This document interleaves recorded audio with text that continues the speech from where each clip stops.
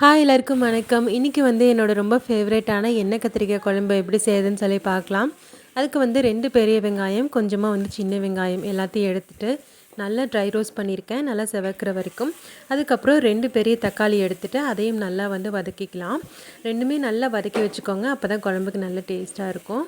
கொஞ்சமாக வந்து தேங்காய் எடுத்திருக்கேன். தேங்காய் வந்து போடலைனாலும் நல்லாயிருக்கும். பட் தேங்காய் வந்து நான் நல்லா ஃப்ரை பண்ணி போட போகிறேன். பார்த்திங்கன்னா இப்போ எண்ணெய் வந்து எப்படி பிரிஞ்சு வருது பாருங்கள். அந்த அளவுக்கு நல்லா ஃப்ரை பண்ணிவிட்டு கொஞ்சமாக தேங்காய் வந்து சேர்த்திக்கலாம். அதுக்கப்புறம் இது எல்லாத்தையும் ஆற வச்சுட்டு அதே பேனில் வந்துட்டு நம்மளோட கத்திரிக்காய் குட்டி குட்டி கத்திரிக்காயாக பார்த்து எடுத்தோம்னா தான் எண்ணெய் கத்திரிக்காய் குழம்புக்கு டேஸ்ட்டாக இருக்கும். ஸோ அந்த மாதிரி குட்டி குட்டி கத்திரிக்காவாக எடுத்துகிட்டு நாலாக வந்து ஸ்ப்ளிட் பண்ணி அதையும் எண்ணெயில் போட்டு நல்லா வந்து வதக்கிக்கலாம். கொஞ்சமாக வந்து உப்பு தூவி வதக்கினோம்னா சீக்கிரம் வதக்கிடும். நமக்கு வந்து இந்த வயலட் கலர் வந்து மாறி நல்லா கொஞ்சம் கலர் மாறி வர அளவுக்கு நம்ம ஒரு பாதி அளவு குக் பண்ணுற அளவுக்கு நல்லா வந்து வதக்கிக்கலாம் எண்ணெயிலேயே. அதுக்கப்புறம் இதையும் எடுத்து தனியாக வச்சுருங்க.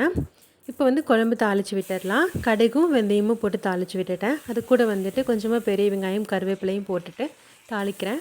ஒரு 2 பூண்டு வந்துட்டு தட்டி போட்டிருக்கேன், நல்லா ஃப்ளேவராக இருக்கும். அது கூடயே நம்ம வெங்காயம் தக்காளி அரைச்சி வச்ச பேஸ்ட்டையும் வந்து ஊற்றிக்கோங்க.